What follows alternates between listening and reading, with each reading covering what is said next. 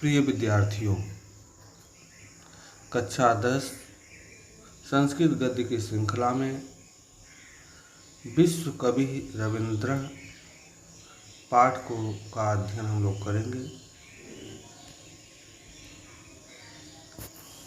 अंग्रेजी साहित्य में जिस तरह से शेक्सपियर, संस्कृत साहित्य में जिस तरह कालिदास और हिंदी साहित्य में तुलसीदास जी हैं, उसी तरह बंगला साहित्य में कविंद्र रविंद्रनाथ टैगोर का महत्वपूर्ण स्थान है।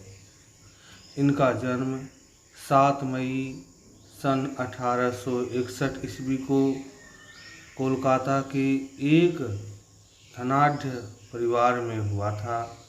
इनके पिता का नाम देवेंद्रनाथ था तथा माता का नाम शारदा देवी। इनकी प्रारंभिक शिक्षा घर पर ही हुई। बाल्यकाल में ही इन्हें प्रकृति से बड़ा प्रेम था। साहित्य और संगीत में भी रविंद्र को बचपन से ही अभिरुचि थी। इन्होंने अनेक कहानियाँ, कविता, उपन्यास और नाटक लिखे। इनकी प्रसिद्ध रचना गीतांजलि है, जिसने रविंद्रनाथ को विश्वविख्यात नोबेल पुरस्कार से सम्मानित कराया था। गांधी जी इन्हें गुरु जी का सम्मान देते थे। 7 अगस्त 1941 को इनका स्वर्गवास हो गया था।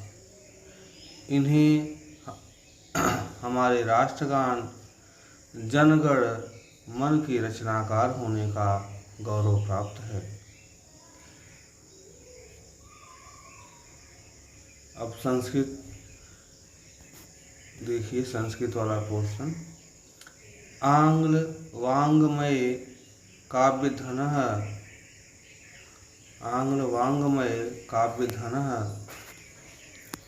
आंग्ल भाषा में काव्यधन, काव्य के धनी शेक्सपियर इव संस्कृत साहित्य में कवि कुलगुरु कालिदास इव कवि कुलगुरु कालिदास के समान हिंदी साहित्य में महाकवि तुलसीदास इव महाकवि तुलसीदास के इव माने समान बंगला साहित्य में कविंद्र रविंद्र केनाविदितः स्यात्। रविंद्र को केनाविदितः स्यात् अर्थात कौन नहीं जानता है। आधुनिक भारतीय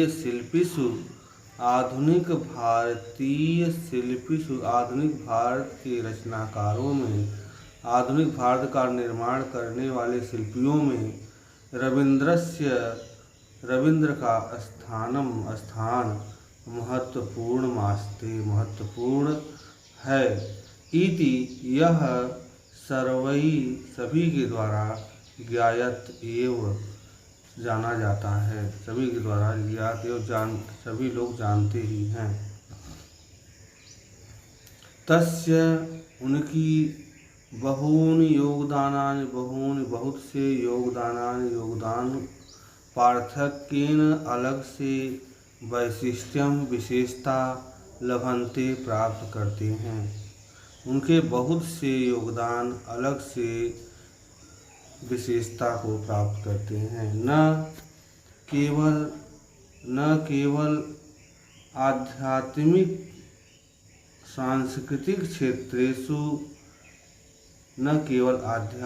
सांस्कृतिक क्षेत्र में तस्य योगदानम उनका योगदान महत्वपूर्ण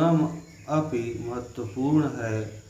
तू माने इतना भी नहीं, मतलब केवल आध्यात्मिक सांस्कृतिक क्षेत्र में उनका योगदान नहीं है, अपितु बल्कि रचनात्मक साहित्यकारतयापि रचनात्मक साहित्य की रचना करने साहित्यकार के रूप में भी तस्य नाम उनका नाम लोकेषु माने संसार में सुविदित मेव सर्वैः सभी के द्वारा जाना जाता है। अब सांस्कृतिक क्षेत्रे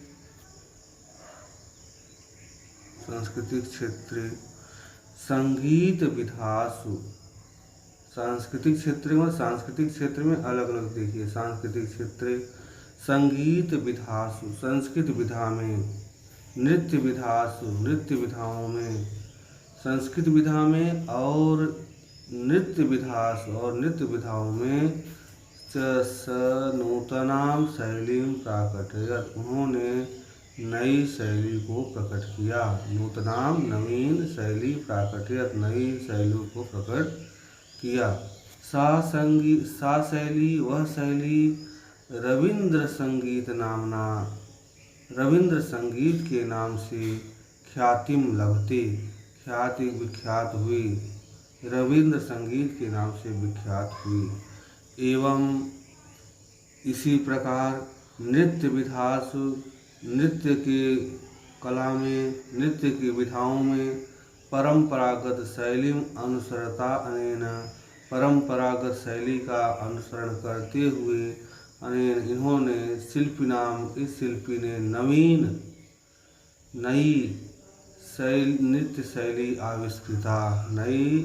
नृत्य शैली का आविष्कार किया। पुरानी शैली का परंपरागत शैली का अनुसरण करते हुए इन शिल्पी ने नवीन नृत्य शैली का आविष्कार किया। अन्य क्षेत्र में भी शिक्षाविद के रूप में नवीनां विचाराणां सूत्रपातो विहितः नवीन विचारों का सूत्रपात किया। तेषां उन विचारों का प्रयोगात्मक विचाराणां पुंजीभूत उनके जो विचार थे उनका प्रयोग के रूप में पुंजीभूत हुए, सफल हुए। निरुपम प्रसाद के रूप में विश्वभारती के रूप में सुसज्जितः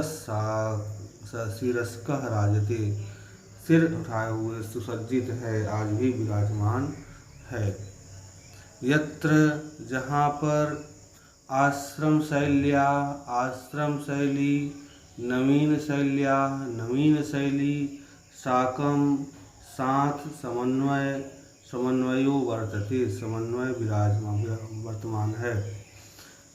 यत्र यहाँ पर आश्रम शैली और नवीन शैली का समन्वय दिखाई पड़ता है।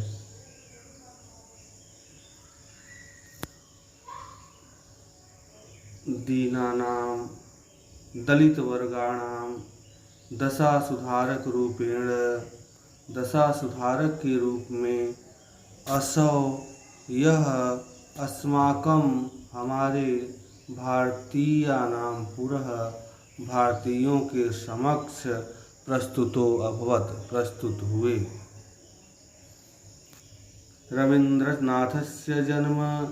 रविंद्रनाथ का जन्म कलकत्ता नगर में 61 ख्रीष्टाब्दे मई मासस्य सप्तमे दिवसे 7 मई 1861 ईस्वी को हुआ था।